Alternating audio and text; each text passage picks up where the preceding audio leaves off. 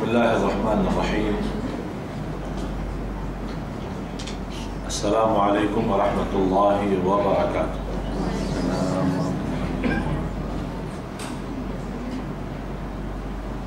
Alhamdulillahi rabbil alamin. Wa ashhadu an la ilaha illallah wahdahu la syarika lahu waliyus salihin. Wa ashhadu anna sayyidana wa nabiyyana Muhammadan abdullahi wa rasuluhu as-sadiqul amin. Allahumma salli wa sallim wa barik ala sayyidina Muhammad wa ala alihi wa sahbihi wa man tabi'ahum bi ihsanin ila yaumiddin. Subhanaka la ilma lana illa ma 'allamtana innaka antal alimul hakim. Maha suci Allah, saya tidak mempunyai ilmu apa-apa, hanya saja apa yang diberikan oleh Allah Subhanahu wa ta'ala. Semuanya milik Allah, dan kita sama-sama kembali kepada Allah. Inna lillahi wa inna ilaihi raji'un. La hawla wa la quwwata illa billahil aliyyil azim. Alhamdulillah, atas izin Allah Subhanahu wa ta'ala masih diizinkan silaturahim lagi ke negara Malaysia dan ke negeri Selangor.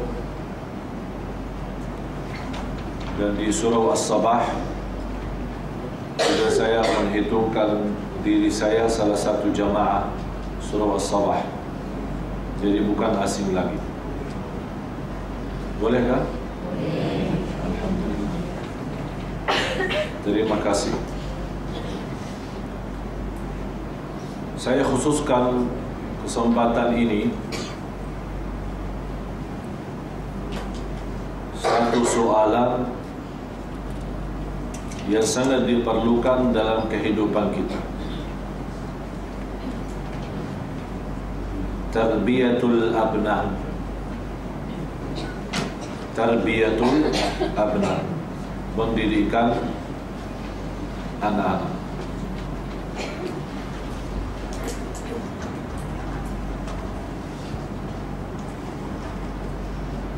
Untuk mendidikkan anak ada dua hal yang perlu dikawal, diperhatikan. Yang pertama, kata-kata, cakap-cakap ucapan kita. Yang kedua, perbuatan kita.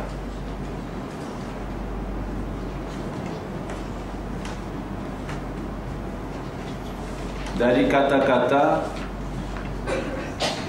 itu keluarnya dua hal, kata-kata positif, kata-kata negatif. Kata yang membantu mentinggikan kepercayaan anak, ada kata-kata yang menghancurkan hati anak. Kalau kita perhatiin dalam ajaran Islam kita, Allah jadikan kata yang baik pahalanya sama dengan sedekah. Qaulun ma'ruf wa maghfiratun khairun min sadaqatin yatba'uha adha. Perkataan yang baik dan memaafkan kesalahan orang jauh lebih baik daripada sedekah yang riya. Malah di hadis Rasulullah sallallahu alaihi wasallam bersabda, wal kalimatu thayyibatu sadaqah. Kata-kata yang baik itu sedekah.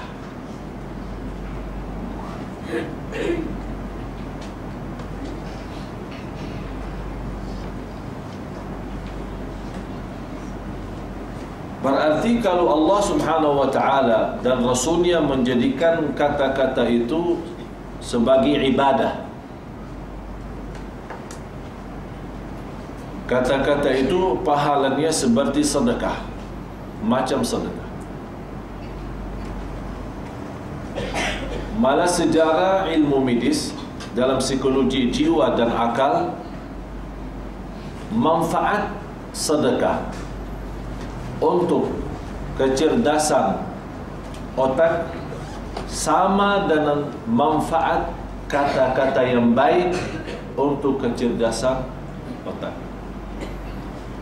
Jadi bukan hanya berlaku baik dalam hal perbuatan baik, kata pun pengaruh. Apalagi kata itu terhadap anak kita sendiri.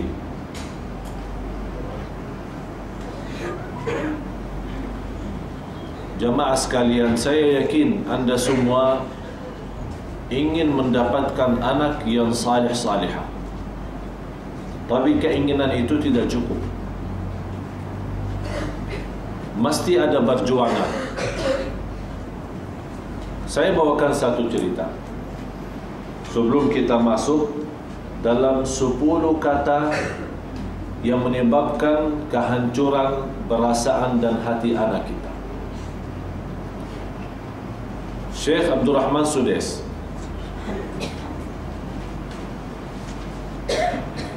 termasuk salah satu imam yang sangat muda waktu dijemput pertama kali jadi imam besar Masjidul Haram. Umur beliau waktu itu 23 tahun.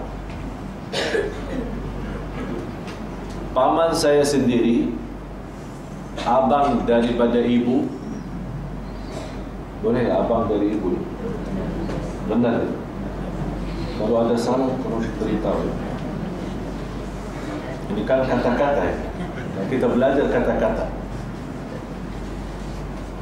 Termasuk 2 orang yang sangat muda dijemput jadi imam besar Masjidul Haram. Itu ada 2 orang. Syekh Ali Jabir. Bukan saya. Syekh Ali Jabir itu adalah paman saya. Saya punya paman. Kalau nama saya Ali Saleh Jabir, singkat Ali Jabir, singkat lagi AJ.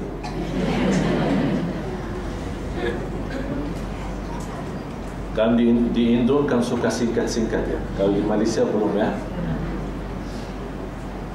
Jadi waktu saya menghafal Al-Quran sejak kecil, sudah biasa oleh guru di sekolah maupun di tahfiz maupun di masjid, sama orang tua saya, adik-adik saya, semua panggil saya sejak umur 11 tahun Syekh Ali Jabir.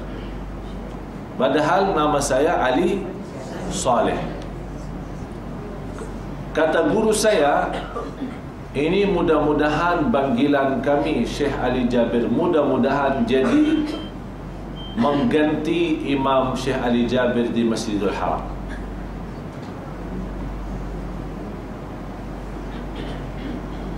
Dan itulah selalu doa orang tua saya untuk saya. Oleh kerana itu terbawa nama Ali Jabir. Banyak orang kalau sebut Ali Saleh dia tidak kenal. Kalau di Malaysia sudah tahu ya Ali Saleh ya. Kalau di Indo tidak tahu Ali Saleh. Kalau saya bagi nama Ali Saleh, siapa tu Ali Saleh? Saya, Ali Jabir.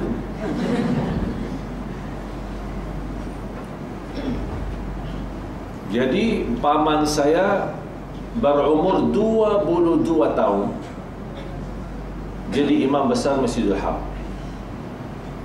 Itu yang paling mudah jadi imam. Cuba bayangkan seumur mereka macam 22 tahun, kita lihat sekarang 22 tahun apa yang dilakukan, macam-macam. Tapi ini menimami jutaan umat. Di belakangnya boleh 5 juta, 4 juta makmum dari seluruh dunia. Luar biasa. Dan kami buatkan satu website www.alijabir.net, alijabir.net. Itu semua rekaman selama beliau di Masjidil Haram, bagi ceramah maupun imam maupun doa, semua ada di situ. Kami lagi proses, mudah-mudahan dalam doa terus tu insya-Allah kita bagi terjemahan ke bahasa Melayu, karena masih dalam bentuk bahasa Arab. InsyaAllah ke depan kita buat lagi, tambah lagi bahasa Melayu supaya mudah untuk. Tapi itu bukan saya, jadi jangan salah alamat. Itu paman saya. Tapi saya bangga, alhamdulillah, dengan kepercayaan orang tua sama guru-guru memberikan nama yang sama. Mudah-mudahan menjadi semacam beliau. Yang kedua, Syekh Sudais berumur 23 tahun menjadi imam sampai sekarang, karena paman saya baru meninggal dunia.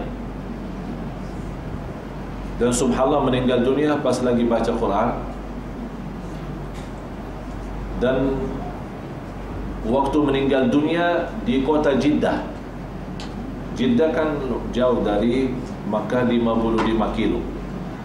Ada kerajaan mendengar beliau meninggal, langsung diperintahkan oleh kerajaan dipindahkan dari Jeddah ke Makkah. Kata raja, ini mustahak untuk dimakamkan di Makkah dan disalati di Masjidil Haram, sebagaimana dia juga sekian tahun mengimami jamaah di sana. Akhirnya beliau dikuburkan di Makkah. Tapi saya bawakan cerita ini karena Sudais itu, di belakang Sudais yang boleh jadi macam ini, ada seorang ibu yang salihah. Ibunya bukan ulama, tapi macam mana dia boleh mendapatkan anak semacam Sudais? Ibunya selalu panggil Sudais, dipanggil Abdul Rahman. Selalu kalau panggil, bagi nama yang baik. Ya Abdul Rahman, Hafiz Quran, Imam besar Masjidil Haram. Dari waktu umur 2 tahun. Biarpun dia tidak pandai faham, karena dari 1 tahun, 2 tahun, anak itu lebih banyak penaruh mata daripada telinga. Oleh karena itu, jaga perbuatanmu. Jaga perbuatanmu. Kalau sudah 3 tahun, 4 tahun dan seterusnya, jaga kataan, karena dia simpan. Jadi selalu ibunya, ya Abdul Rahman, Hafizul Quran, jadi imam Masjidil Haram. Sampai dia sudah 5 tahun, 6 tahun, dibawakan sama bapaknya. Ya Abdul Rahman, ikut bapa ke Masjidil Haram. Karena dari 2 tahun selama 4 tahun, 3 tahun atau 5 tahun selalu dia dalam Masjidil Haram, Masjidil Haram, Masjidil Haram. Kemudian bapaknya dibawa ke Masjidil Haram, dia melihat Masjidil Haram. Berarti selama dia perkataan sudah tergambar, nampak langsung. Yang kedua, begitu dia orang tuanya mencerita, Sudais itu kalau datang ke Masjidil Haram tidak ikut salat, tapi dia hanya mengikuti gerakan imam. Karena ibunya selalu kata, imam Masjidil Haram, Hafizul Quran, imam Masjidil Haram. Dan dia nampak imamnya, bagaimana macam baca, bagaimana macam rukuk, bagaimana macam sujud. Sampai tertanam cinta Quran dan cinta Masjid Al-Haram. Sekarang sudah mendapatkan keistimewaan. Umur beliau sekarang 51 tahun. Dan coba bayangkan dari 23 tahun sampai sekarang. Dan termasuk di antara semua imam yang boleh tahan sampai sekarang itu sudah sendiri. Sudah sendiri. Ada yang datang 1 tahun, 2 tahun, terus keluar lagi. Ada Sudes sendiri sampai sekarang masih. Dan sudah menjadi populer nama Sudes di seluruh dunia, dijemput di seluruh dunia. Apalagi kalau dijemput di negara macam Pakistan, macam India, orang datang ke lapangan atau ke masjid pas waktu Imam Sudes di Pakistan atau di India, yang hadir 5 juta. Yang hadir 5 juta.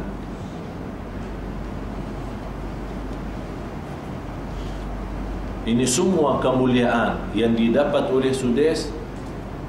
Memang semua taufik Allah, tapi di belakang itu semua adalah seorang ibu.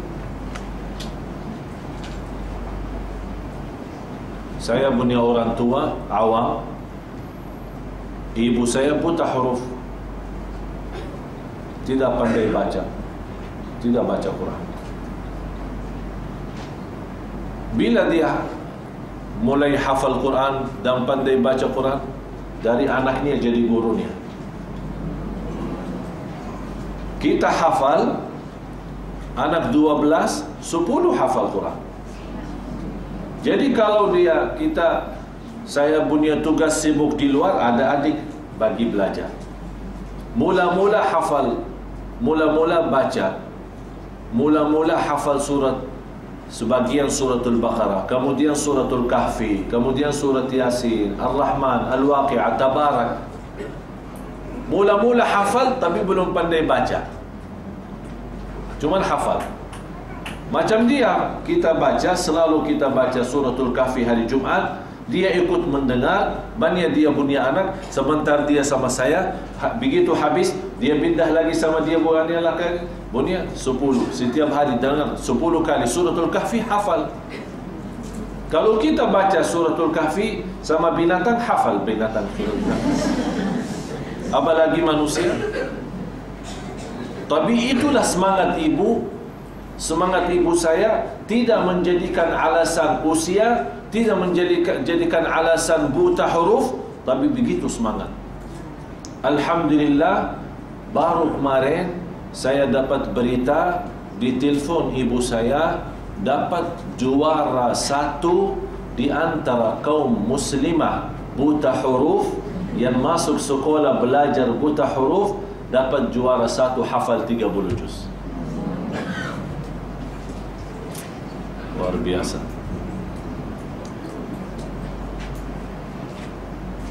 Itulah karena ibu, semangatnya beliau, biarpun awam, bukan ulama, biarpun buta huruf, tapi begitu semangat untuk melahirkan dan membina anak-anak yang menenangkan hati dan menjaga nama baik keluarga. Saya tidak pernah bersujud, 1 kali sujud mesti saya mendoakan orang tua saya. Dan alhamdulillah, ibu pernah silaturahim ke Malaysia. Dan kali ini saya datangkan ayah, tapi hari ini istirahat sebentar karena dari subuh. Dan alhamdulillah, saya selalu bersyukur kepada Allah mendapatkan orang tua semacam yang saya punya.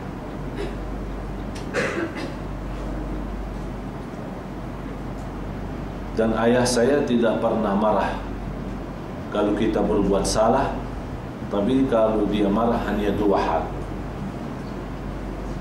salat sama lupa Quran.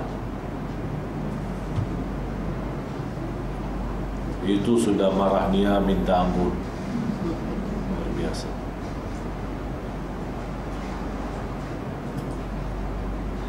Oleh karena itu, untuk mendapatkan anak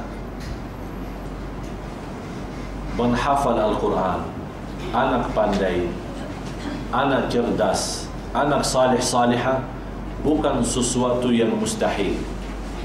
Semuanya boleh. Semuanya boleh. Tapi jaga 10 kata yang positif dan juga 10 kata yang negatif. Saya sekarang bawakan negatifnya dulu supaya hati-hati. Kalau sudah tahu negatifnya baru bawa positif. Mesti ada pengganti. Kalau saya bilang ini dah boleh, terus penggantinya apa? Ada, insyaAllah, jangan khawatir. Ada 10 kata ini, ada 10. Ada 10 kata buruk, ada 10 kata baik. Dan sudah saya jelaskan bagaimana penaruh harga mahal sebuah kata di dalam ajaran Islam. Oleh karena itu Allah jadikan kata baik semacam sedekah. Dan boleh kata buruk membawa, sebagaimana kata Rasulullah, wa rubba kalimatin yaquluha sahibuha la yulqi laha balan tahwi bihi fin nari 70 kharifa. Boleh seorang membawa satu kata buruk, akan masuk sebabnya kata itu masuk neraka Jahannam 70 tahun. Ini baru satu kata masuk neraka Jahannam 70 tahun. Bagaimana kalau 1000 kata? Ini satu kata sudah masuk neraka. Oleh karena itu, kata itu di dalam Islam sangat luar biasa. Hati-hati. Oleh karena itu juga Rasulullah SAW bersabda di hadis yang sahih, "Man kana yu'minu billahi wal yawmil akhir falyaqul khairan aw liyasmut." Barang siapa yang iman kepada Allah dan hari akhir, katalah yang baik atau diam. Jadi di dalam Islam tidak boleh sama sekali ada kata buruk. Kalau mau kata baik, teruskan. Kalau tidak baik, diamkan. Dan mohon maaf, kita terlalu teruskan kata buruk, nanti maaf, astagfirullahalazim. Habis sudah kata-kata, ya Allah, maaf, astagfirullahalazim. Kalau neraka dah mau tahu, dah ada astagfirullahalazim gitu macam itu. Yang semestinya kita jaga wasiatullah, wasiat Rasulullah, wasiat Sayyidina Ali bin Abi Talib radhiyallahu anhu berkata, fikirkan perkataanmu. Ini tolong tuliskan. Fikirkan perkataanmu. Kalau baik, teruskan. Kalau tidak baik, diamkan. Fikirkan perkataanmu. Kalau itu baik, teruskan. Kalau tidak baik, diamkan. Ini wasiat Sayyidina Ali bin Abi Talib radhiyallahu anhu. Sesuai hadis Rasulullah, barang siapa yang percaya kepada Allah dan hari akhir, berkatalah yang baik atau diam. Inti daripada wasiat Sayyidina Ali bin Abi Talib apa? Sebelum kita berkata-kata, fikir dulu. Ini yang sulit bagi kita. Apalagi muslimah, mohon maaf ya. Apalagi muslimah. Di petang hari kita duduk di bilik, di ruang tamu, sambil minum kopi, minum teh,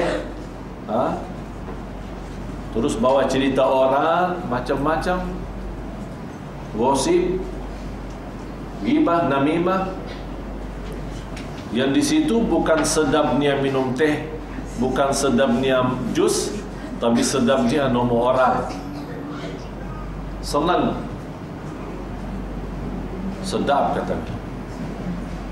Senang dia bawakan cerita orang. Begitu habis, dia pulang. Dia tidak tahu, dia duduk, selama dia duduk bersama kawan membawa aib orang, dilaknati oleh malaikat sampai dia pulang ke rumah. Fantas kalau kita mau salat tidak boleh khusyuk. Fantas tidak ada indah doa. Fantas tidak ada indah zikir. Karena kita punya lidah tidak sesuai perintah Allah. Ini jaga bahaya. Oleh karena itu Allah jadikan lidah di dalam dua pintu ditutup. Gigi sama bibir. Biar tidak mudah keluar. Tahu binjara? Binjara ini mesti ditahan. Kalau boleh sewa polis Jaga ini, tak boleh keluar ini. Ini tak boleh keluar, ini bahaya. Kalau keluar neraka, masuk neraka. Oleh kerana itu Allah jadikan dua pintu supaya ini tak boleh keluar. Gigi sama bibir. Bagi senyum saja lebih baik daripada buka mulut. Karena mohon maaf, menurut ahli medis dan ilmu jiwa, perkataan manusia setiap hari, apalagi orang tua terhadap anak, 150.000 kata-kata negatif terhadap anak. Ada satu pelajaran, satu penghasilan antara kata positif sama negatif. Itu diketemukan oleh ahli jiwa, psikologi jiwa. Mereka berkata, ucapan yang disampaikan oleh orang tua terhadap anak antara negatif sama positif, dari umur 2 tahun sampai 8 tahun, 150.000 kata negatif. 150.000. Terus kata baik, kata positif hanya 600 selama 8 tahun. Jadi sudah terprogram, kita punya anak, dia punya otak terprogram 150.000 negatif daripada 600 positif. Akhirnya anak kita jadi macam ini. Kalau kita punya gelas isi air putih, air kosong ya, nampaknya jernih ya, bersih. Kalau saya bawa tenta, kau tenta? Tenta pintar apa? Dawan. Kalau kita satu titis saja, satu, bukan banyak, satu titis saja, apa yang terjadi? Rusakkah? Boleh minum? Mana boleh? Mana boleh? Ini satu titis saja sudah habis, hancur. Macam mana kalau satu gelas semua hitam tapi titis air, boleh rubah? Tak boleh rubah. Ini susahnya kata negatif. Kalau sudah masuk kata negatif itu, untuk rubah, bersihkan otak itu, subhanallah, begitu susah. Tapi tidak boleh putus asa, tetap kita berjuang. Kita punya ikhtiar, di samping juga doa kepada Allah Subhanahu wa ta'ala. 10 kata negatif yang menghancurkan hati anak kita. Yang pertama,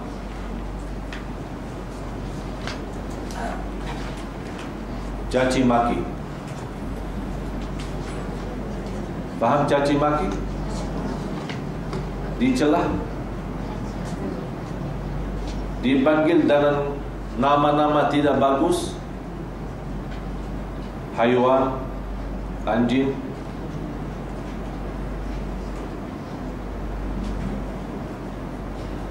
binatang. Ada. Saya pernah dengar seorang ibu karena emosi marah sama dia punya anak, dia bilang anjing ke sini.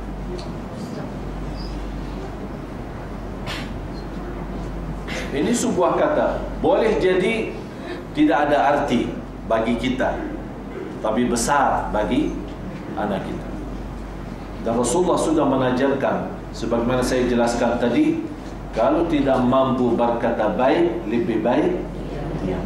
Kalau bercakap-cakap itu perak, berarti diamnya itu emas. Mana yang lebih mahal, perak atau emas? Semua bawa emas hari ini? Bawa kan? Angkat tangan.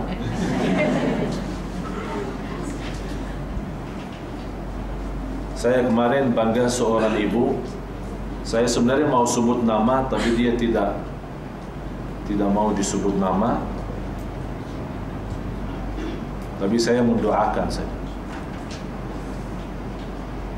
Dia membawakan kepada saya emas senilai 50.000 ringgit Malaysia.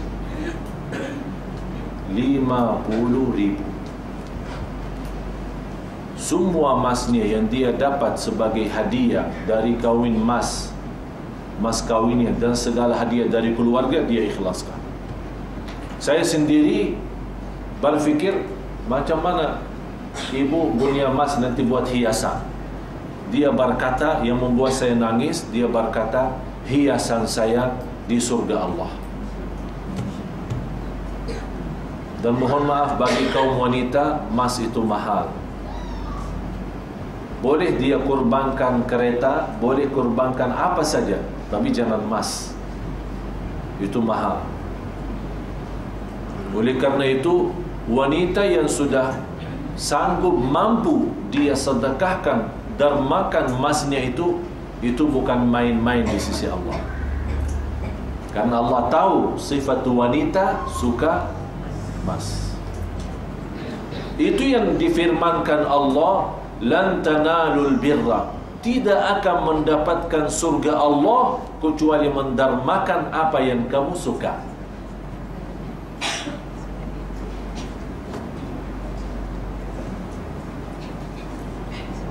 Sudah jelas yang pertama, tolong jaga. Kalau anda merasa emosi, lagi marah, tahan lidah, tahan semampu tahan, dan berbanyak istighfar supaya tidak keluar kata yang tidak baik terhadap anak kita. Kasihan kita punya anak, kasihan kita punya anak. Karena masalah kasihan bukan kita caci maki dia, anjing, binatang, habis itu maaf sayang. Itu tidak boleh. Jadi sebelum kita minta maaf, kita lebih baik menjaga daripada mengobati. Kalau mengobati belum tentu sembuh, betul? Tapi menjaga terjamin terjaga dari penyakit. Kalau kita menjaga, tidak berkata negatif, mencaci maki anak, mencelah anak kita, insya Allah dia tidak akan sakit. Tapi kalau dia sudah sakit, untuk berobat, walaupun itu ikhtiar, tapi belum tentu sembuh. Yang kedua, menghina anak kita.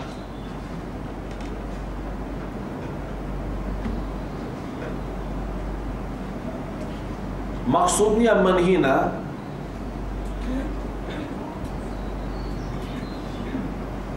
kamu bodoh selama-lamanya.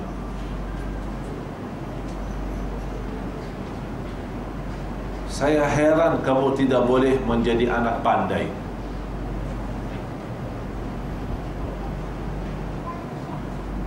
Apalagi ucapan itu kehinaan di hadapan kawan-kawannya.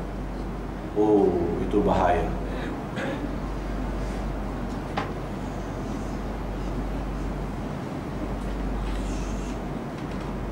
Itu anak kita. Menurut saya, kalau ada orang tua menghina anak, untuk orang tua itu jahat. Tidak boleh dia punya anak.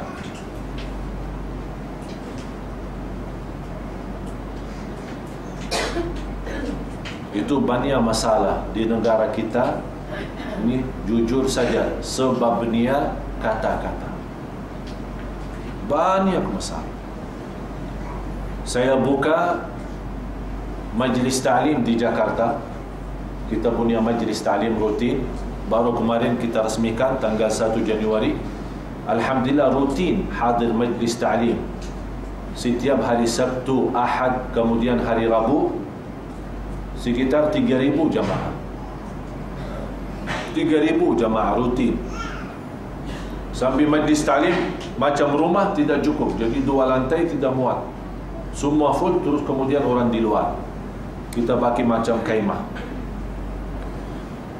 Saya bukakan satu majlis ta'lim itu, ada satu waktu namanya curhat. Faham curhat? Menadu, membukakan cerita, bongkar hati, bengkel masalah. Sini. Ada orang tua datang kepada saya menceritakan soal anak. Saya datangkan anaknya, tapi di belakang orang tua tidak tahu. bagaimana orang tua kamu? Dia cerita macam-macam orang tua. Jadi sebelum anak durhaka kepada orang tua durhaka duluan. Habis itu saya datangkan anak sama orang tuanya berhadapan, dan saya selesaikan masalah. Suami isteri, istrinya selalu mencerita kepada saya suaminya selingkuh, berbuat macam-macam sama wanita lain. Saya bawakan suaminya, tambah ditahu sama istri. Saya datangkan, saya bertamu, duduk ngobrol-ngobrol, terbongkar banyak cerita. Sebabnya dia berlaku macam itu salah, sebabnya istrinya sendiri. Karena terlalu dia perhatian. Pas dia keluar, cantik luar biasa, tapi kalau sudah di rumah macam hantu. Ini salah satu sebab. Baru kita ketemukan berdua, sama-sama berbaiki, sama-sama damai. Alhamdulillah, selama menjalankan macam itu, banyak alhamdulillah keluarga jauh lebih baik, dan orang tua sama anak jauh lebih baik. Karena banyak masalah, banyak masyarakat kita belum pandai menyelesaikan masalah karena dia tidak faham agama. Dan harus kita mesti yakin semua masalah boleh selesai karena agama kita. Tidak ada jalan keluar dari masalah selain dari agama kita. Betunjuk agama kita, Islam. Yang ketiga, membandingkan anak kita sama orang lain. Bandingkan anak kita sama orang lain. Macam mana kamu pandai macam ipar kamu, macam ponakan kamu, macam misang kamu, sepupu kamu, macam kawan kamu jauh lebih cerdas daripada kamu, kawan kamu jauh lebih pandai daripada kamu. Harus mesti kita tahu setiap anak dia punya kemampuan masing-masing. Jadi tidak boleh kita samakan, dan tidak boleh ikatkan kehebatan anak kita dengan kehebatan orang lain. Mesti kita nanamkan kepercayaan anak kita sendiri tanpa terikat dengan orang lain. Itu akibatnya kalau kita banding anak sama anak lain, itu akibatnya menanamkan rasa benci di hati anak kita. Dia akan benci sama orang lain. Kenapa? Karena dia merasa orang lain jauh lebih pandai, padahal dia juga pandai, tapi karena ucapan kita membuat dia marah, emosi, benci, tidak suka sama orang lain. Apalagi sama dia punya adik. Kalau dia punya anak banyak, dia suka di hadapan adik-adiknya, dia berkata, adikmu lebih pandai daripada kamu. Itu tidak boleh. Kalau kita mau nasihatin kita punya anak, bawa sendiri, masuk bilik sendiri. Jangan berkata-kata nasihat di depan orang, apalagi dia punya adik-adik atau abang-abang. Yang keempat,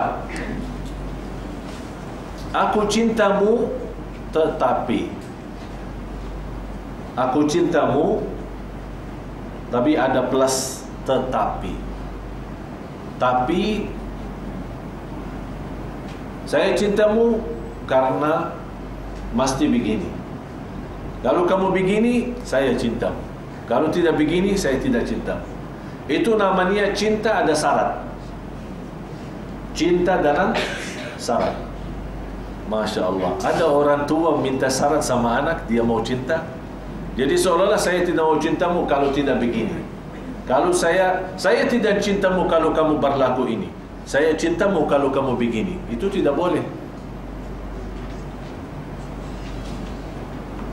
Istilah bahasa kita, saya cintamu tapi kamu tidak pandai. Saya cintamu tapi mulai saya kurang cinta karena bodoh kamu. Atau saya cintamu kalau kamu salat. Saya akan cintamu kalau kamu pandai baca Quran. Itu namanya cinta karena ada syaratnya. Itu tidak boleh. Sepertinya dia akan merasa ini orang tua saya bukan cinta saya sendiri, cuman cinta kalau saya begini begitu. Kalau tidak ada berarti dia tidak cinta sama saya. Itu yang membuat dia kecil hati. Faham kecil hati? Oleh karena itu kadang-kadang saya jumpa seorang ibu, dia bawa anak, malu, mau salaman, ini salaman sama tuan sih. Itu namanya kecil hati.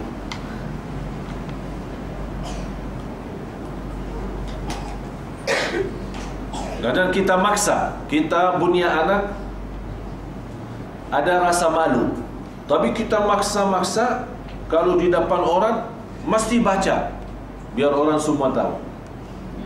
Jadi seolah-olah memberatkan, padahal la yukallifullahu nafsan.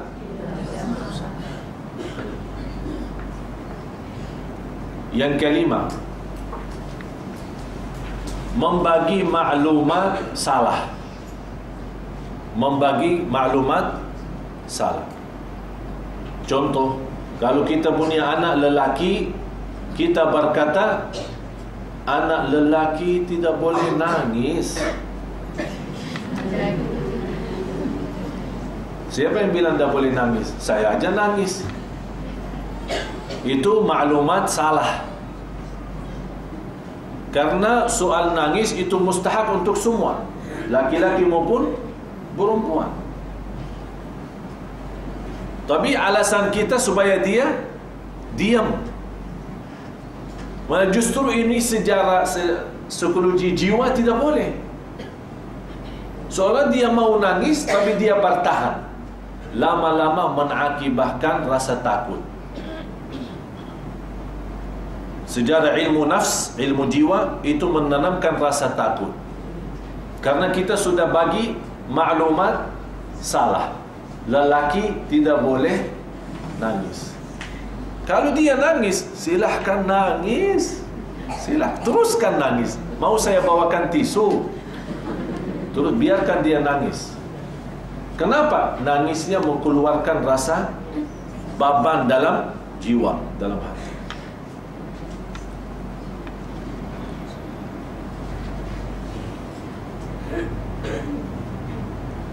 Dan banyak maklumat yang bagi kita bagikan salah. Apalagi kalau dia sudah dewasa. Macam mana kamu boleh hafal Quran? Kamu sudah tua, sudah dewasa, tidak boleh. Itu maklumat salah.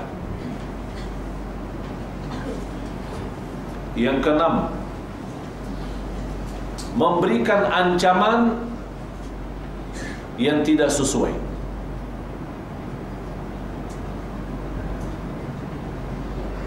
Ayo tidur sayang, kalau tidak tidur nanti datang hantu bawa. Ini ancaman.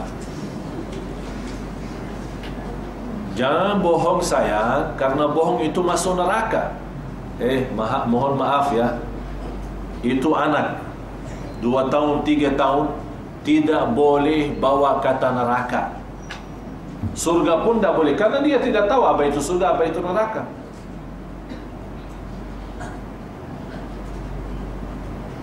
Jadi jangan meningkatkan perbuatan. Kalau kamu berbuat macam ini, masuk neraka. Atau kita lagi marah. Saya pernah mendengar seorang bapa marah sama dia punya anak. Dia bilang, kalau kamu tidak salat lagi, saya akan hancur kepalamu. Astaghfirullahaladzim. Ya Allah, begitu jahatnya orang. Padahal dia tidak akan lakukan itu kan? Tapi itu kan ancaman. Itu ancaman yang salah. Saya akan potong kakimu. Dia ini semua kata-kata macam ini membuat anak kita mimpi buruk. Mimpi buruk. Lama-lama karena mimpi buruk itu mengakibatkan buang air kecil pas tidur. Ada orang punya anak tidur pas dia lagi ini buang air? Ada? Bukan karena dia kecil. Ada orang, dia masih karena kecil harus pakai pampers ya. Itu bukan itu. Karena oleh karena itu jangan kita ancam. Apalagi ancaman yang keras, yang kasar, yang salah. Aku hancur kepalamu, aku potong kakimu. Kalau tidak tidur, datang hantu bawamu. Kalau kamu ini masuk neraka, akan terbakar kamu di neraka, habis jadi hitam. Astaghfirullahaladzim. Ini saya yakin, ini banyak yang saya sampaikan sudah tahu ya, sudah biasa. Istighfar. Astaghfirullahaladzim. Yang ketujuh, melarang sesuatu tanpa sebab.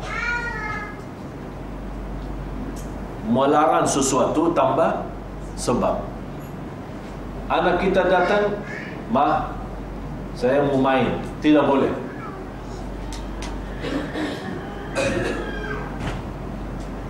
"Saya mau pergi sama kawan." Tidak boleh. Jadi larang dia tanpa ada sebab yang menenangkan hatinya. Tidak boleh main sayang, karena sekarang waktumu maghrib. Waktumu maghrib tidak boleh main. Ini ada sebabnya, jadi jelas. Kenapa ibu melarang saya tidak boleh itu? Tidak boleh nonton TV. Yang saya herankan, seorang ibu yang melarang anak nonton TV dan dia duduk.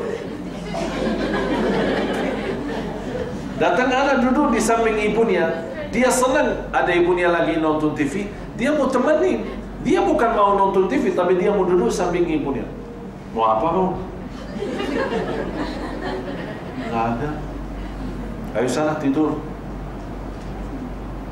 Mau TV? Nggak ada TV, mati off. Ayo sana tidur. Dia begitu pergi, nyala lagi. Ini hal-hal kecil, mohon maaf, itu sehari-hari kita lakukan. Setiap hari kita buat itu. Ada yang satu peristiwa di hadapan mata saya, di salah satu hospital. Ada seorang ibu, dia punya anak, mungkin anak umur 3 tahun lah. Ya, namanya 3 tahun, tidak boleh diam ya, soal sini. Tidak boleh diam. Kalau kita nanti dia sana, jalan sana, jalan sana. Terus datang, dia minta sama ibunya permen, macam permen apa, kari gula-gula ya. Ibunya kasih, namanya anak, yang makan sedikit terus buang. Datang lagi minta. Bahasa ini, bahasa anak. Kalau dia dikasih, dia megang tas, dia buka sendiri. Terus dikasih 2 kali. Saya lagi duduk ini menunggu masuk dokter, jumpa dokter. Kita lagi ramai duduk. Pas yang ketiga, saya perhatiin anak, dia ambil sedikit, buang. Terus datang 3 kali. Dia sepertinya minta macam ada gula itu, tapi karet ya, karena ibunya lagi. Terus dia tidak senang yang macam keras ya, karena ada gula-gula yang. Dia langsung datang. Langsung ibunya kan, "Tidak boleh sayang, nanti sakit gigi." Apa kata anaknya? Mama. Dia tidak pandai bahasa, tapi saya terjemahkan bahasa. Mama juga sakit gigi, kan sama juga sakit gigi. Itu yang akan tertanam dalam. Langsung saya datang kepada ibu. Saya bilang, "Ibu, Masya Allah anaknya manis, tapi ibu kok larang anak tidak boleh main permen karet, tapi ibu sendiri." Itu tidak boleh. Nanti anaknya sendiri akan menjadi tidak percaya sama ibu. Besok-besok kalau dia sudah besar, ibu-ibu berintah, "Ayo sini, ayo ke sana." Dia tidak mau percaya. Karena sejak kecil kita sudah tanamkan tidak percaya sama ibu, karena ibu suka bohong. Itulah akibatnya. Dari mana anak kita boleh berbohong? Karena kita sudah berikan kursus seminar bohong.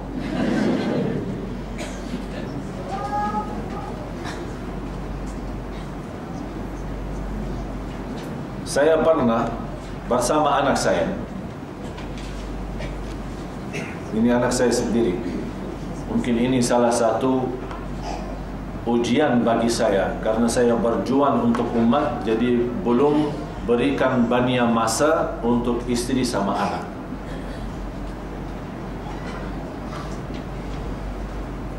Saya jumpa anak saya dan dia berkata satu kata yang saya ambil perkataan itu bohong. Tapi saya tidak berkata sama dia, kenapa kamu bohong? Tapi saya berkata, setahu saya Hasan jujur. Setahu saya Hasan jujur. Apa cerita sebenarnya? Langsung dia bilang, ya saya bohong.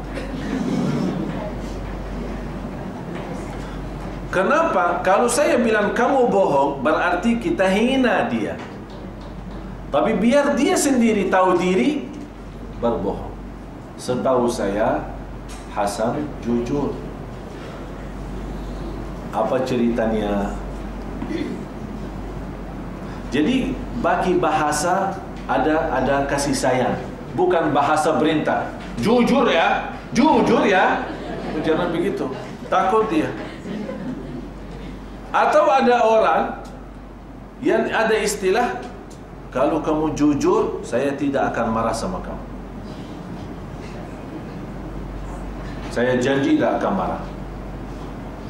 Selama ini kan dia tahan bohong dulu. Tapi karena kita sudah janji, kalau kamu jujur, saya tidak akan marah. Akhirnya dia merasa aman. Dia jujur. Maaf ya, saya ini begini. Habis itu, Astaghfirullahalazim. Ini mama janji. Sudah janji kalau jujur tidak akan marah. Itu apa yang buat lama-lama dia tidak mau jujur lagi. Karena dia sudah tertanam kalau jujur tidak boleh dimarah. Tapi sekarang jujur malah dimarah. Akhirnya ya lebih baik bohong saja kalau tidak dimarahin. Akhirnya dia tertanam, kalau saya bohong tidak akan marah, jujur akan marah. Ya lebih baik saya milih bohong daripada jujur. Yang semestinya biarpun anak kita jelas salah, dia berbohong dan dia akui bohongnya, dia jujur sama kita, kita bagi hadiah. Hadiah bukan dia salah, tapi hadiah karena dia jujur, supaya dia percaya diri sama kita. Saya harap jangan sampai kita punya anak, dia buka masalah sama orang lain di luar. Yang kita harap anak punya masalah, dalam hatinya dia buka sama ibunya, sama orang tua, bukan sama orang kita tidak tahu macam apa manusia di luar. Akibatnya karena dia terbongkar, buka cerita di luar, orang itu bawa kasih sayang, lama-lama anak kita jadi korban narkoba, jadi korban minuman keras, jadi korban bermacam-macam masalah. Karena orang di luar tidak akan mungkin boleh kasih sayang semacam orang tua yang kasih sayang kepada anak. Oleh karena itu hati-hati. Yang ke-8,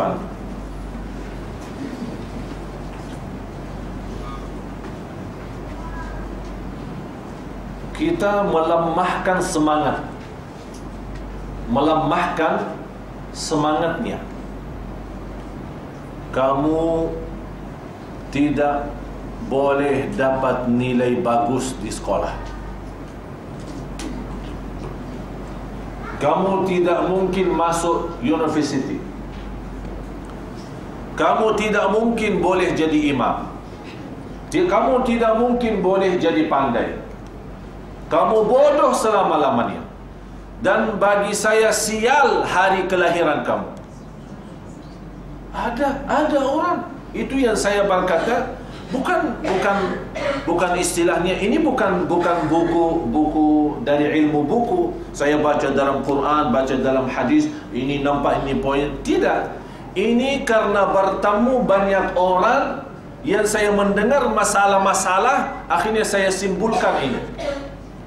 Ini saya simpulkan, tuliskan dalam. Ini ternyata ini banyak masalah di dalam 10 kata yang menghancurkan rumah tangga kita. Apalagi kalau bermasalahan antara suami istri yang selalu kita memperhatikan bermarahan, berantem suami istri di depan anak sambil berteriak dengan suara keras. Itu juga membuat anak kita sakit jiwa, menanamkan rasa benci. Jadi yang semestinya kalau kita melihat anak kita dalam kelas dia mendapatkan nilai rendah, kita menesemangatkan dia. Oh, nilai rendah ya, insya Allah yang akan datang lebih baik lagi. Berikan dia kesempatan. Jangan kita putus. Rendah, buat aku capek. Astaghfirullahaladzim. Sampai kita lembar diri, sampai kita sakit, sampai kita tarik rambut kepala kita di hadapan dia. Akhirnya dia merasa, oh, putus asa sudah, tidak ada harapan. Tidak ada harapan jadi lebih baik. Begitu juga saat kita lagi bagi belajar Al-Quran, bagi apa? Yang membuat anak kita cinta Al-Quran itu, kita memberikan semangat. Dan nanti saya akan bagikan yang lebih jelas. Yang ke-9,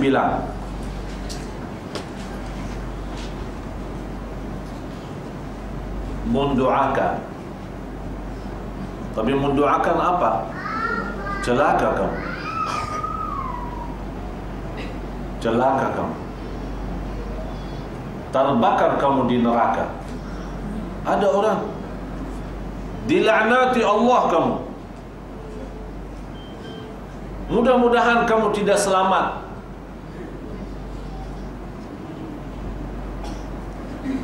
Ada orang anak datang kepada saya, tahu ibu-ibu umur dia berapa? Umur dia 11 tahun.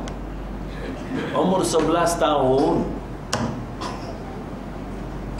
Waktu saya bertemu dengan ibunya dan saya melihat sikap ibunya sama anak itu. Begitu selesai majlis, saya bilang sama ibu, boleh saya bawa anak sebentar saja. Saya bawa dia, terus naik tangga lantai 2 di atas.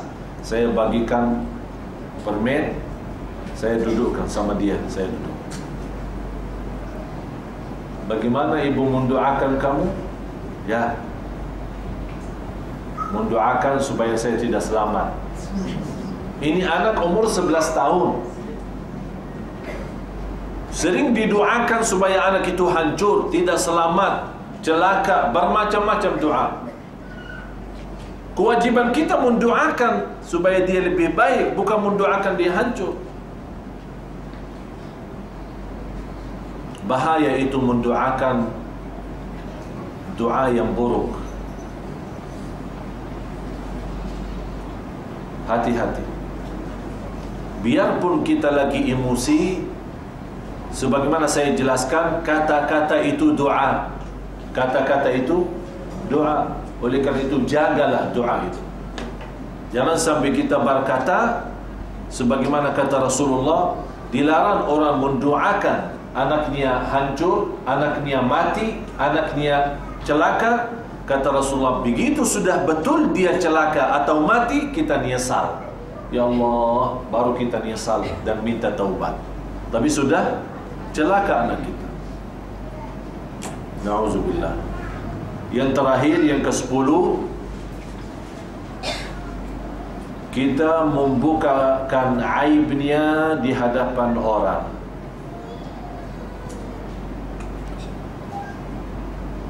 Kita tahu kita punya anak suka buang air di tempat tidur, buang kencing di tempat tidur. Kita di hadapan dia punya adik, di hadapan kawan-kawannya, ini suka kencing kalau tidur, sambil bercanda, ketawa-ketawa.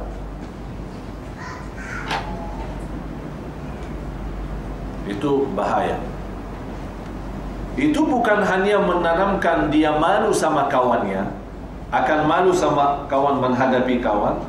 Yang kedua, dia akan benci orang tua.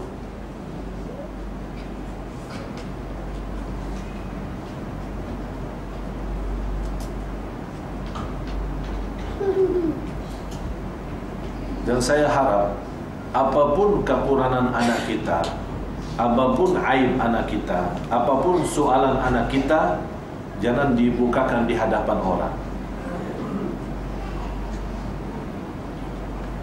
Dan kembali lagi, wal kalimatu thayyibatu sadaqah.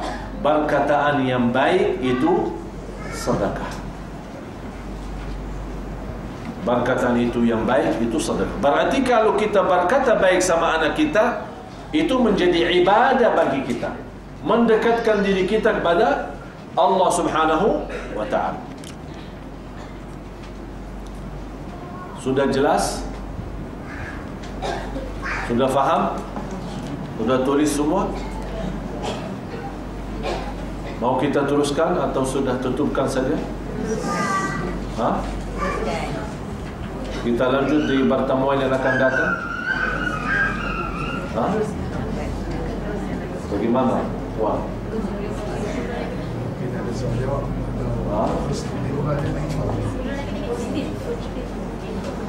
Ada 10 kata positif.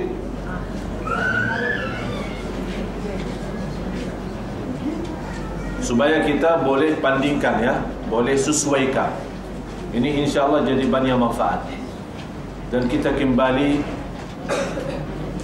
menyesuaikan kehidupan kita semacam Rasulullah SAW. Luar biasa Rasulullah bersama anak. Saya kalau belajar, saya buat satu, bukan buku, doakan ya, doakan saya. Saya mohon semua ibu-ibu kalau lagi salat tolong doakan saya. InsyaAllah saya berjuang untuk banyak berguna bagi umat, banyak manfaat. Salah satunya satu rekaman DVD yang insyaAllah habis maulid akan kami terbitkan, belajar Islam dari nol. Jadi semua yang terkait ibadah kita sehari-hari, dari waktu bangun tidur sampai tidur lagi, dari waktu bangun tidur sampai tidur lagi, semua bersoalan insyaAllah dengan sederhana, dengan mudah, insyaAllah mudah dihafal, mudah diamalkan, dan mudah difahami. Supaya kita orang Muslim bukan Muslim karena keturunan, tapi Muslim karena faham agama. Yang kedua, saya buatkan buku kecil dalam tajuk Aku Cintamu Ya Rasulullah. Aku Cintamu Ya Rasulullah. Dan setiap buku itu ada sederhana, tidak lebih dari mungkin 50 lembar, ya, 50 halaman, tidak banyak. Dan kecil, buku kecil. Setiap buku itu ada tajuknya. Rasulullah bersama Allah. Bagaimana Rasulullah bersama Allah? Ibadah, puasa, salat, dan yang lain-lain. Rasulullah bersama istri, Rasulullah bersama anak, Rasulullah bersama tanam-tanaman, Rasulullah bersama binatang, Rasulullah bersama tetangga, Rasulullah bersama non-muslim, Rasulullah bersama muslim, Rasulullah bersama sahabat, Rasulullah bersama orang raja, raja kaya, orang besarlah, Rasulullah bersama anak yatim, Rasulullah bersama anak miskin dan du'afa, Rasulullah SAW di dalam perjalanan, Rasulullah musafir, Rasulullah sakit, Rasulullah sehat, Rasulullah di Makkah, Rasulullah di masjid, Rasulullah di pasar, Rasulullah, semua yang terkait dalam kehidupan kita. Jadi setiap buku kecil ini kita bawakan banyak cerita. Jadi tidak semua sekaligus. Saya mula Rasulullah bersama Allah, Rasulullah bersama Quran, nanti keluar Rasulullah dan bersama salat. Jadi maksud saya setiap ada kesempatan kita keluar satu. InsyaAllah teruskan lagi, keluar lagi, keluar lagi. Rasulullah dalam sosial, Rasulullah dalam politik, Rasulullah dalam ekonomi. Ini semua menjadi pelajaran bukan hanya untuk umat Islam, untuk juga pemerintah kita, negara kita, negeri kita, pengusaha, dan di mana-mana insyaAllah banyak manfaat. Dan saya jujur saja, semua buku, DVD, perjuangan dakwah, rekaman, kameramen, menghadirkan tim edition ya, edition semua ini semua, saya jujur saja kepada jamaah, semua itu bantuan murni daripada jamaah. Dan saya ulang lagi, saya bukan orang berusaha, saya bukan orang bisnis. Saya begitu datang ke Indonesia dan Malaysia, saya tidak boleh bisnis lagi. Semua habiskan waktu, tenaga untuk dakwah. Bagaimana Allah Subhanahu Wa Taala mengaturkan semua. Apapun yang saya rekam, termasuk hasil daripada rekaman kalau kita jual lagi, semua hasil itu kembali kepada dakwah kita. Dan Alhamdulillah banyak bermanfaat, berguna. Sekarang saya sudah memiliki rekaman melebihi 800 CD dan DVD. Tapi karena selama ini kita terus jauh-jauh tidak dapat di satu tempat, sampai sekarang belum dapat mengeluarkan, menerbitkan rekaman-rekaman itu atau buku-buku. Oleh karena itu tolong doakan. Doa saya titip amanat, doakan insya-Allah dalam perjuangan kita bersama, insya-Allah Indonesia, Malaysia, Brunei dan negara sekitar insya-Allah jadi lebih baik. Negara yang makmur, negara yang takwa. Cita-cita saya ingin semua jamaah diselamatkan oleh Allah nanti di hadapannya. Itu saja yang saya harapkan. Semua boleh mendapatkan ridha Allah Subhanahu Wa Taala. Karena saya melihat begitu saya pindah dari Madinah datang ke sini selama 4 tahun, jujur saja saya melihat berlaku umat Islam memalukan, membuat kita malu terhadap Allah, malu terhadap Rasulullah. Karena berlaku umat Islam, na'udzubillah, sudah parah, sudah banyak soalan, banyak masalah. Oleh karena itu, itulah yang saya berjuangkan. Demi Allah, demi Allah, demi Allah. Istri pun susah saya jumpa karena banyak waktu saya habiskan untuk umat. Saya semalam baru boleh tidur jam 3 malam. Kadang kalau mau tidur pun saya susah. Bukan susah tidak boleh tidur, tapi susah berfikir. Bukan fikir hidup saya, rumah istri saya, kereta saya, tidak pernah saya fikirkan bagaimana Allah wujudkan umat yang diridhai Allah Subhanahu Wa Taala. Itu yang saya berjuangkan jamaah sekalian, yang saya harapkan semua dapat ridha Allah. Demi Allah, kalau semua dapat ridha Allah, dunia akhirat bahagia, dunia akhirat selamat. Dan semua yang kita harapkan dan kita inginkan Allah akan berikan. Bagi Allah ini dunia kecil, kun fayakun, selesai. Oleh karena itu saya mohon, saya titipkan amanat semua jemaah, ibu-ibu tolong doakan saya supaya tetap istiqamah, ikhlas, tetap jaga iman, tetap tawakal kepada Allah Subhanahu Wa Taala. Karena kita tidak tahu dunia ini banyak fitnah. Pengaruh boleh rubah jiwa orang, hati orang. Oleh karena itu saya terus berdoa, ya Allah jauhkan saya dari fitnah, fitnah harta, fitnah dunia. Mudah-mudahan, saya tidak tahu, boleh dalam doa saya diijabah, boleh dalam doa ibu-ibu diijabah oleh Allah. Oleh karena itu saya mohon sekali lagi doakan.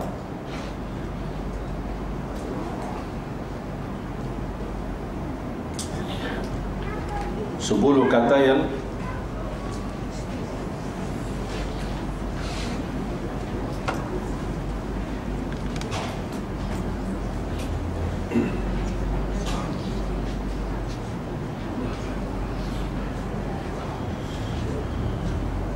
10 kata positif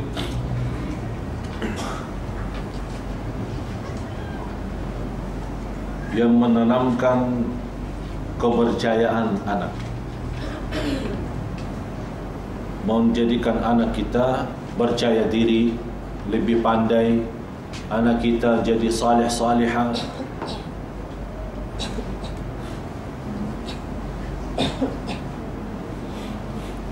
Yang pertama,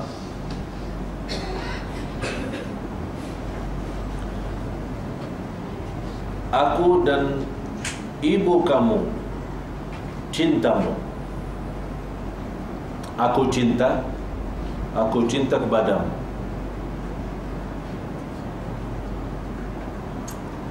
Tapi di sini kata cinta tidak ada syarat.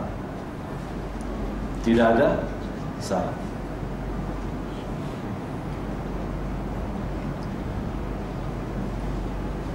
Dan kalau kita berkata aku cinta kepadamu, jangan harap anak kita membalas. Contoh, aku cinta kepadamu sayang, kamu cintakan kepada saya? Itu dah boleh. Udah. Karena kata cinta mesti fahami semua. Cinta adalah memberi, bukan menerima. Cinta adalah memberi, bukan menerima. Sekarang saya bertanya, semua yang hadir, cinta sama saya? Cinta tidak? Oh, malu. Cinta kan? Ya, cinta karena Allah, karena agama Allah. Berarti cinta adalah memberi, bukan? Nanti semua infak beri ya. Kata dia cinta. Dan cinta memberi, bukan menerima. Berarti bukti semua cinta dakwah, cinta perjuangan kami, cinta dengan sampian belajaran ceramah kami, berarti anda memberikan infaknya. Faham tak? Bawa tasnya enggak? Ada, semua bawa kan? Itu mesti, kalau muslimah mesti ada tas. Tapi saya tidak tahu di sini apa. Semoga diberkati Allah semua. Saya jujur saja, demi Allah saya juga sayang sama anda semua sekalian. Mudah-mudahan dengan cinta kita bersama dibawakan kita ke surga Allah Subhanahu wa taala. Jadi tidak boleh kita berkata kepada anak kita, aku cinta kamu, kamu cinta saya enggak. Itu tidak boleh. Atau istilah lain, boleh kita berkata aku cinta kepadamu, tapi kita nunggu, berharap anak kita juga balas. Berharap anak kita berkata, ya saya juga cintamu ma. Kalau dia tidak balas, kita sakit hati. Anak apa nih? Aku cinta dia tidak balas-balas ini. Cinta memberi, bukan menerima. Udah sampaikan aku cintamu, walaupun dia tidak berkata aku cintamu mah, diamkan saja. Karena kita ikhlas. Ikhlas enggak? Hah? Yang betul. Alhamdulillah. Yang kedua, aku bahagia karena kamu anakku. Aku bahagia karena kamu anakku. Dan itu kata selalu saya suka sampaikan kepada anak saya. Saya selalu berkata begini, Baba bahagia karena punya anak macam Hasan. Tapi subhanallah dia sendiri, Hasan bahagia punya bapa kayak Syekh Ali.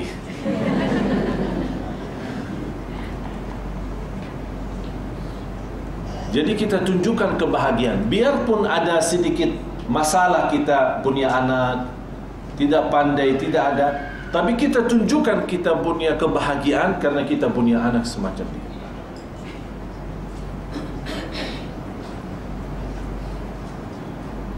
Boleh disampaikan itu? Aku bahagia punya anak seperti kamu. Yang ketiga,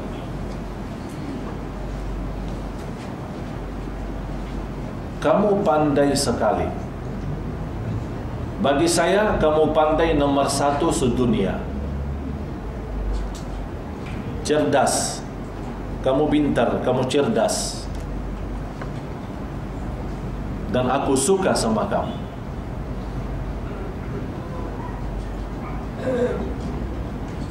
Tapi tidak boleh berkata, aku suka kamu karena kamu cerdas. Tapi berkata, kamu cerdas dan aku suka sama kamu. Faham bedanya kan?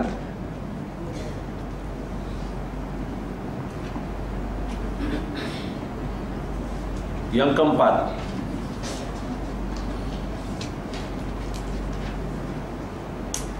kamu manis, kamu cantik, dan suara kamu indah.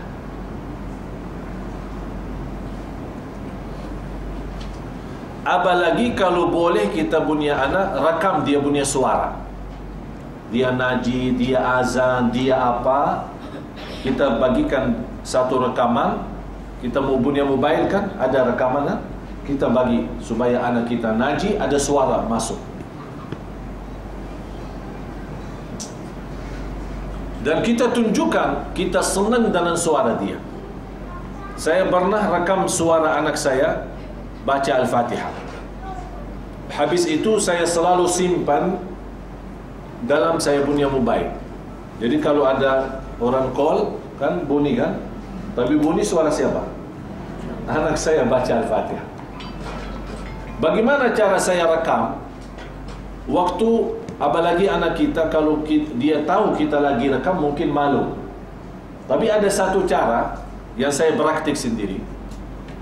Saya lagi baca Quran, dan selama kita ingin anak kita membawa sesuatu kebaikan, mesti kita jadi contoh baik. Saya baca Al-Quran, anak saya duduk. Waktu itu masih kecil, umurnya 3 tahun. Dia ikut duduk. Habis itu saya baca. Terus saya tidak pernah perintahkan dia suruh baca. Tapi begitu saya baca lama, ada perhatian luar biasa. Dan saya berkata, saya mau baca. Ya, ayo baca. Mau baca apa? Terserah. Ya terserah kamu. Al-Fatihah. Udah Al-Fatihah. Langsung saya punya mobile, saya aktif. Dia punya rekam. Dia tapi dia tidak tahu. Dia rekam, dia baca.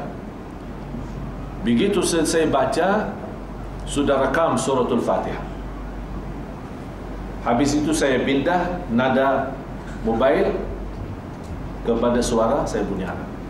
Istri saya datang. Saya langsung berkata, panggil dia. Sayang, telepon saya.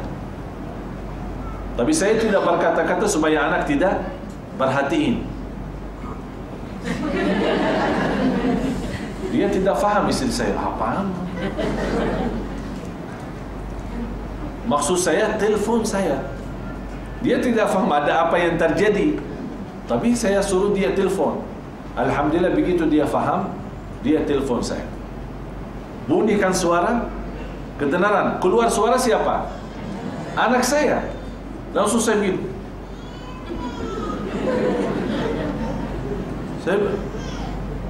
ini suara siapa? Saya pura-pura tidak tahu. Langsung dia bilang, aku. Habis itu saya kasih dia punya mobile. Subhanallah, dia bawa, ini umur 3 tahun. Dia bawa, setiap anak datang dia tunjukkan. Kakeknya, neneknya, ibunya, tetangga, sama orang yang lagi kerja di sebelah ini, semua ditunjukkan. Ini anak suara saya, suara saya. Sampai orang-orang yang mendengar suara, orang fikir umur 10 tahun. Padahal waktu itu 3 tahun. Dari situ saya punya guru, anaknya hafal Al-Quran umur 5 tahun, 30 juz. Bagaimana sistem hafal Quran? Rekam suara anak. Habis direkam, disuruh anak bawa sendiri. Dan dia dengar sendiri. Lama inilah salah satu yang membuat perubahan dalam perasaan hati anak kita. Dan Alhamdulillah kemarin waktu tanggal 11 bulan 11 2011, umur anak saya 11, hafal 11 juz. Dari semua 11. Dan insyaAllah hari jadi saya ada acara besar di Jakarta tanggal 3 bulan 2 2012, hari ulang tahun saya atau hari jadi saya yang ke-37. Jadi saya buat acara, dah ada macam apa, bawa kek, bawa kek tu cium-cium, dah ada itu. Saya bawakan semua jemaah acara syukuran tabligh akbar. InsyaAllah kita undang semua para pemimpin, pejabat, ketua DPR, parlimen, polis, sama semua akan datang dan hadir. Imam Quba akan datang dan semua jamaah-jamaah. Mungkin dikirakan jamaah yang hadir melebihi 15,000. Kalau kita punya jamaah di Jakarta, Alhamdulillah. Kalau sekali saya bagi ceramah, apalagi kalau di kota Surabaya, kota-kota macam itu besar-besar, itu jamaahnya luar biasa. Saya pernah isi bagi ceramah dan hadapan jemaah itu melebihi 100,000 jemaah. 90% muslimah. 90%. Jadi setiap hari saya terima SMS atau Facebook atau orang email atau orang dah tahu dari mana dapat nomor menawarkan mau nikah sama saya. Jadi saya tunjukkan kepada saya punya istri, ini baca, ini dari mana? Saya tidak tahu. Pokoknya jamaah muslimah itu saja. Masa tidak mungkin laki-laki orang, pasti orang muslimah yang nawarkan. Alhamdulillah. Yang kelima,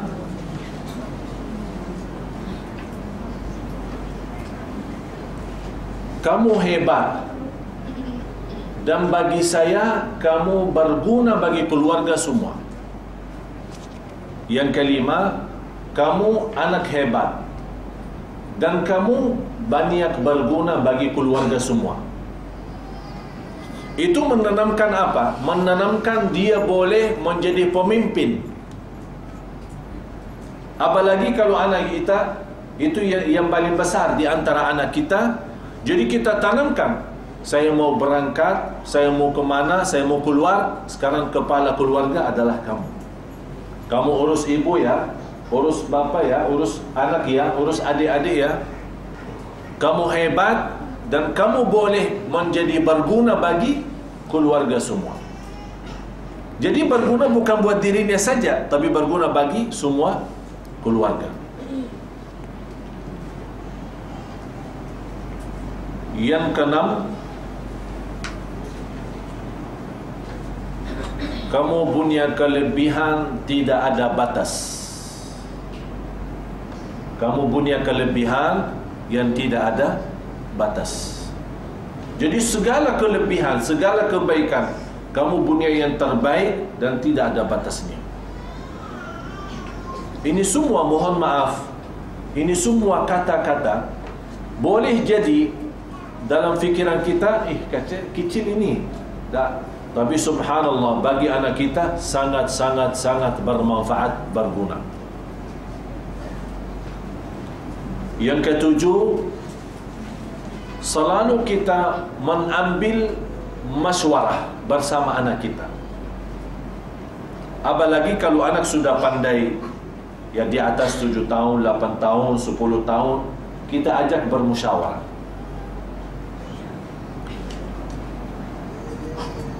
Apapun saya mau berangkat, kalau terlibat berangkat itu sama keluarga, saya selalu datangkan anak saya.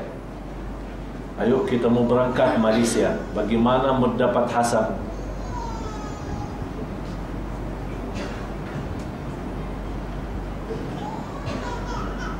Kita mau beli TV, bagaimana menurut Hasan?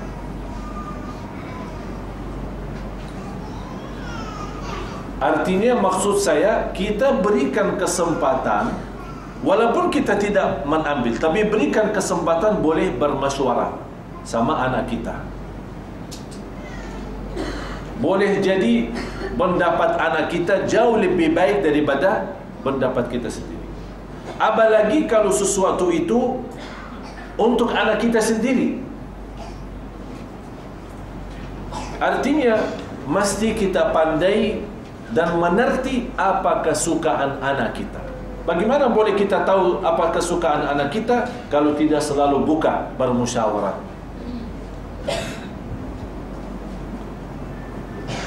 Kalau saya lagi bermusyawarah urusan keluarga sama istri saya, tidak boleh berdua.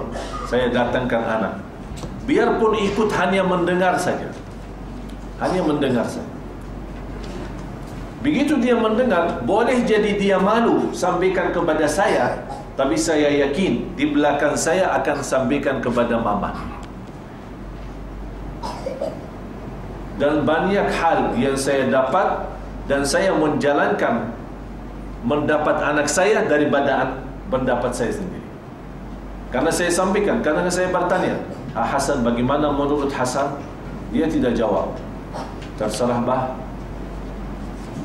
Tapi saya dudukkan bersama kita. Begitu saya pergi, pulang, kemana pergi, saya pulang lagi, istri saya berkata, Hasan sampaikan kalau boleh begini. Kalau boleh. Saya panggil, betul Hasan mau begini? Ya. Bukan boleh lagi, sangat-sangat boleh. Dan saya siap, tinggal perintah anakku. Langsung dia senyum, bangun. Mesti kita membuat anak kita bangga sama dirinya. Jangan kita menghancurkan perasaan. Itulah kasih sayangnya anak kita. Yang kedelapan, selalu puji anak kita di hadapan kawan-kawannya.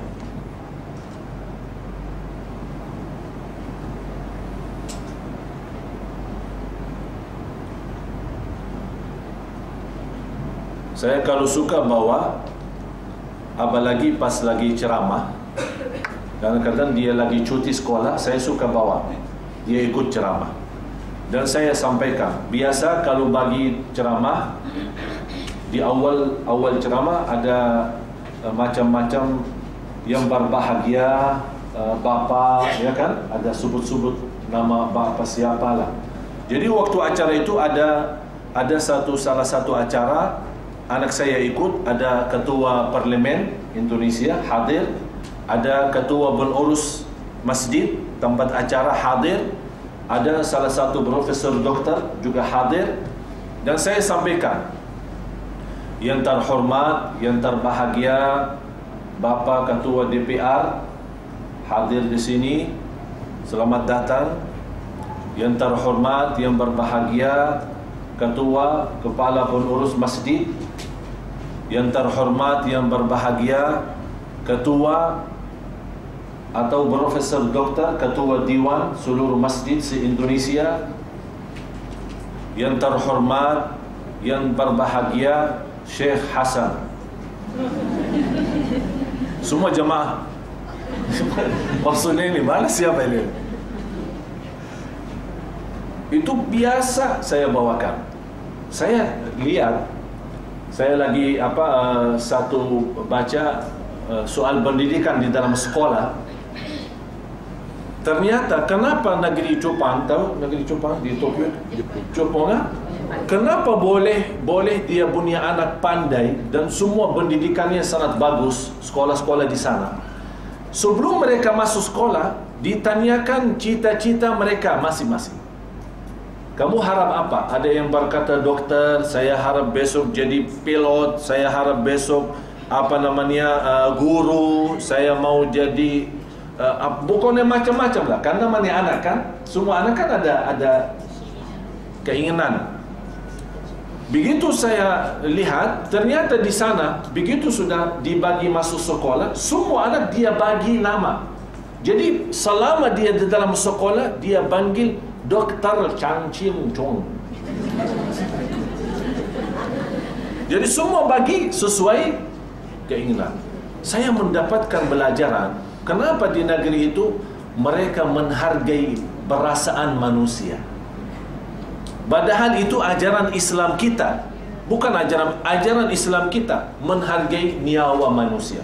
Islam mengajarkan kita hargai binatang, kasih sayang binatang, apalagi manusia.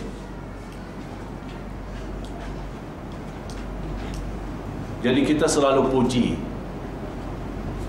puji, biarpun kita merasa puji itu terlalu berlebihan, barang boleh jadi tidak sesuai, tapi bolehlah demi kemaslahatan, demi kemaslahatan yang lebih baik. Itu bukan namanya bohong, tapi kita menanamkan supaya anak kita lebih pandai lagi. Yang kesembilan tadi negatif apa? Yang kesembilan tadi negatifnya apa? Doakan buruk. Ini terbalik, doakan baik. Tapi doakan bukan di belakang. Itu kalau mendoakan di belakang anak itu sudah yakin. Saya yakin semua mendoakan baik kan. Tapi yang saya harap, doakan kalau kita lagi bersama anak kita. Contoh, kita lagi dalam kereta, anak kita lagi bersama kita, mau hantar sekolah, kita doakan. Bukan doakan, anakku mudah-mudahan kamu pintar, mudah-mudahan kamu pandai. Bukan begitu. Tapi mendoakan, kita bilang, ya Allah, saya harap anak saya jadi berguna, bermanfaat. Dia mendengar, biarpun dia mendengar. Tapi seolah-olah kita pura-pura tidak tahu dia perhatikan. Jangan kita kasih perhatian, tapi kita boleh kerasin suara dia supaya dia dengar. Ya Allah, saya senang sama anak saya, mudah-mudahan pandai, nilainya bagus, selamatkan ya Allah, bahagiakan ya Allah.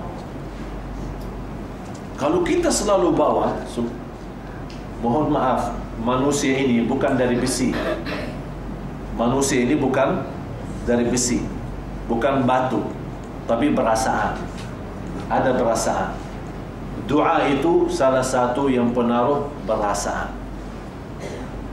Yang terakhir, yang ke-10, saya sangat percaya kepadamu. Saya sangat percaya kepadamu. Dan apapun yang saya tugaskan, saya yakin akan kamu berlaku yang lebih baik.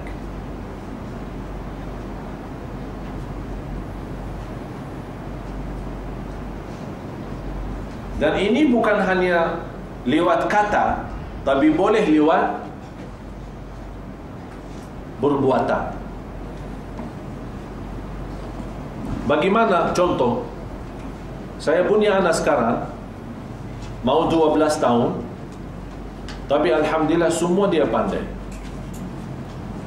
Kalau ada tagihan bayar listrik bulanan, dia yang urus, dia yang bayar. Mau langsung atau mau lewat ATM, dia sendiri urus. Mau belanja, dia urus.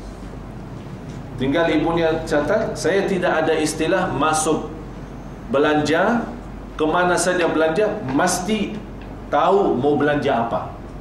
Tidak boleh masuk baru mau lihat mau belanja apa.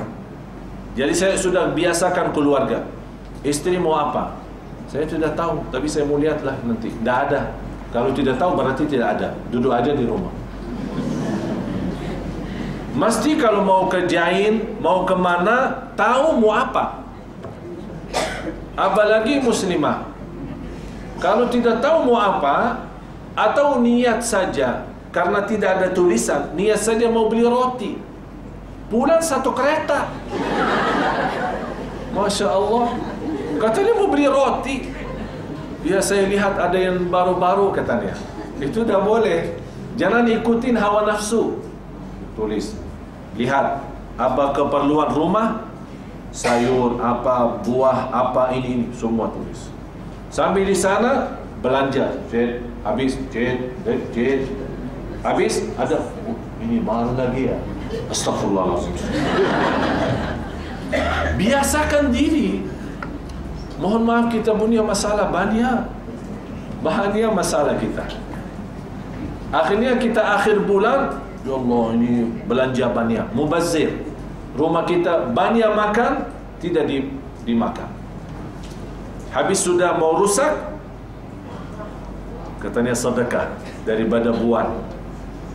Subhanallah. Allah minta sedekah yang terbaik, kita memberikan sedekah yang tersisa. Jadi untuk menanamkan kepercayaan bukan hanya sebuah kata, hei anakku, aku percaya kepadamu, tapi juga kita memberikan kesempatan untuk dia belanja. Pas lagi mau bayar keser, dia yang bayar. Dia yang ambil sisa. Berapa sisa? Bayar sekian, kembali sekian. Biarkan dia kasih, berikan kesempatan, boleh hitung-hitungan.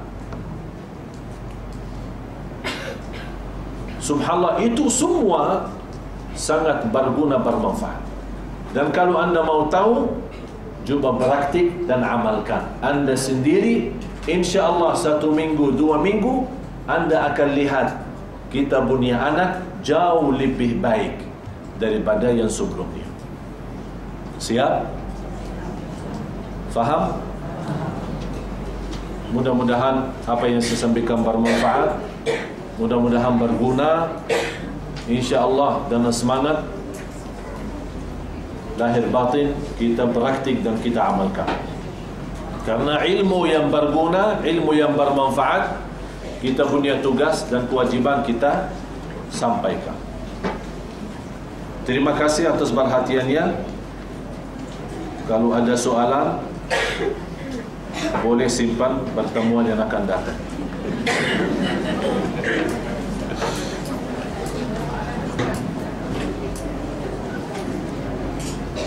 Masih ada banyak insya-Allah.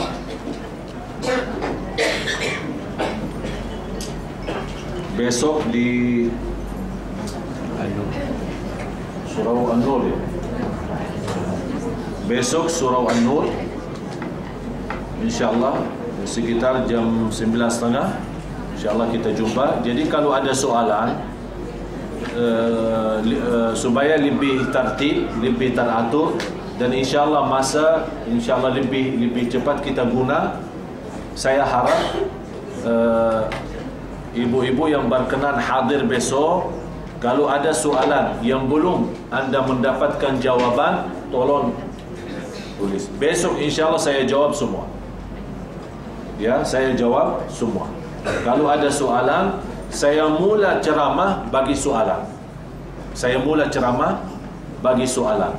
Habis bagi soalan, kalau kita lihat soalan cuma sedikit, baru kita bagi ceramah. Kalau soalan banyak, insya-Allah jawaban soalan itu sudah ceramah. Ya. Apalagi soalan yang terkait, ada yang mau soalan rumah tangga, soalan fikih, soalan apa saja, silahkan, boleh. InsyaAllah kita bantu, kita menjawab. Dan insyaAllah hari tanggal 22 insyaAllah ada juga, bukan 22 di Al-Hasanah, bukan di sebelum 22 ada juga majlis muslimah, bukan Al-Hasanah, bukan muslimah. InsyaAllah besok di Surau An-Nur, dan tanggal 22 hari Selasa, karena saya hari Rabu insyaAllah langsung pulang, karena juga hari Rabu tanggal 23 lepas maghrib ada banyak jamaah tunggu-tunggu. Semestinya hari Sabtu dan hari Ahad, hari ini sama besok, saya ada jadwal di Jakarta. Tapi saya gantikan ustaz lain. Saya tadi sebelum saya datang kemari, saya baca banyak SMS, banyak muslimah kecewa sama saya. Kenapa tidak bagi tahu Syekh tidak ada? Saya bilang, ibu kan mau belajar, kan sudah ada ustaz. Saya mau ustaz saya saja, tidak boleh orang lain. Jadi jamaah kita, Masya Allah, tunggu-tunggu di sana. Alhamdulillah, ini salah satu bagi saya sangat nikmat dari Allah Subhanahu Wa Taala, memberikan jamaah yang saya sayang sama jamaah, jamaah pula sayang sama saya. Ini menjadi salah satu nikmat, karena yang memiliki hati bukan saya, tapi Allah Subhanahu Wa Taala. Oleh karena itu, mudah-mudahan InsyaAllah tetap kita sama-sama silaturahim. InsyaAllah besok bertemu lagi di Surau An-Nur, dan hari Selasa jam 3 petang InsyaAllah di Putrajaya, ya.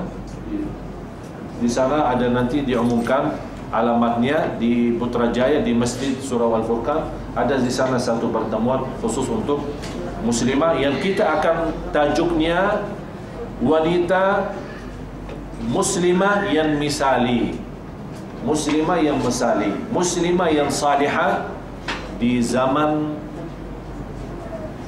zaman fitnah dan zaman musibah. Sekarang kan banyak musibah kan, banyak masalah, banyak fitnah. Macam mana boleh jadi wanita yang misali, wanita yang baik, wanita yang salihah, wanita yang diridai Allah menghadapi bermacam beda fitnah, bermacam soalan musibah. Mudah-mudahan semua yang hadir diselamatkan oleh Allah Subhanahu Wa Taala. Marilah kita tutupi majlis dengan doa bersama.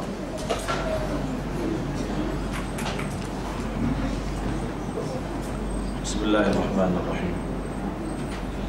Alhamdulillahi Rabbil Alamin, hamdan syakirin, hamdan na'imin, hamdan katsiran tayyiban mubarakan fi, mubarakan alayhi kama yuhibbu rabbuna wa yarda. Allahumma salli ala sayyidina Muhammad wa ala ali sayyidina Muhammad. Allahumma ya Allah, berikan kepada kami petunjuk kepada jalan yang lurus. Hidupkanlah kami dalam keadaan iman, wafatkanlah kami dalam keadaan Islam, akhiri hayat kami dalam husnul khatimah.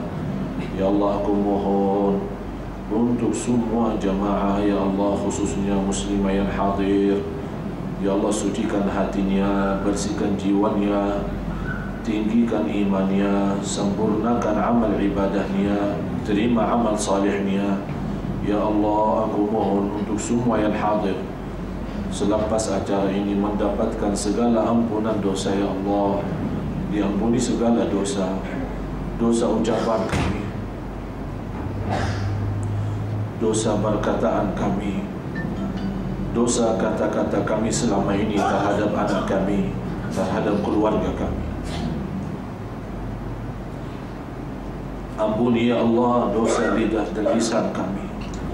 Selama ini kami mengucapkan banyak kata-kata negatif, ya Allah. Mohon diampuni ya Allah. Ya Allah, jangan menjadikan kata-kata itu membawa kami ke neraka, ya Allah.